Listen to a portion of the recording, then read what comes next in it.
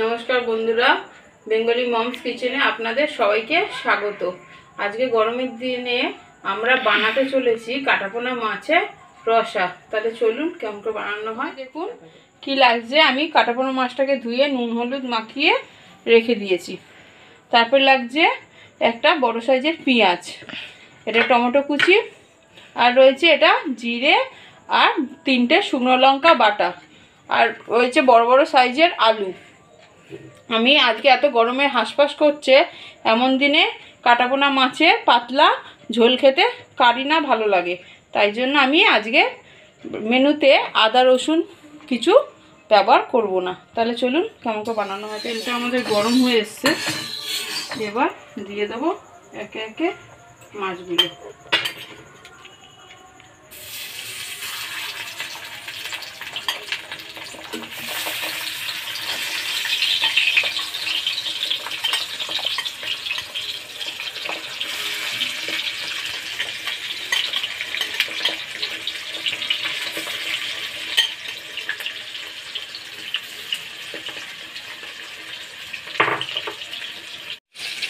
এই পিঠে দেখুন বন্ধুরা হয়ে এসছে। এবার আমি মাছগুলো হালকা করেই ভাজবো, বেশি লাল ভাজবো না, যেহেতু আমি মাছের আজকে রসা বানাচ্ছি, কালিয়া না, তো আমি হালকা করেই মাছটাকে ভাজবো।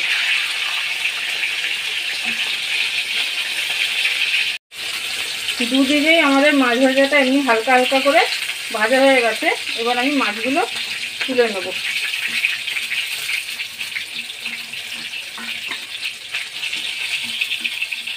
আলুগুলো হালকা হালকা ভাজা হয়ে গেছে, এবার আমি তুলে নেব।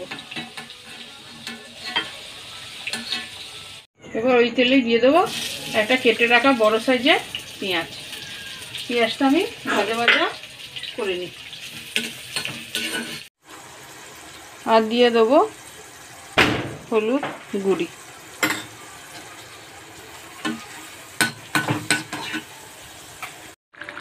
আমার এটা কষা কষা হয়ে গেছে।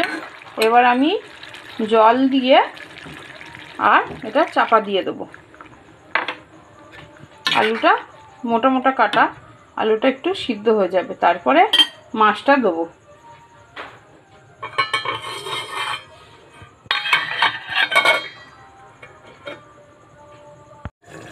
ঢাকনাটা খুলে দেখে নেব বন্ধুরা যে আমাদের মাছের ঝোলটা কতটা আলু সিদ্ধ হয়েছে। ঝোলটা গাঢ় হয়ে গেছে, আলু আর একটুখানি হলে সিদ্ধ হয়ে যাবে। এবার আমরা একে একে দিয়ে দেবো এই মাছগুলো। মাছটারও রস ঢুকে যাবে, মশলাটা ঢুকে যাবে মাছের গায়ে, আর সাথে আলুটাও সিদ্ধ হয়ে যাবে। আর একবার ঢাকা দেবো।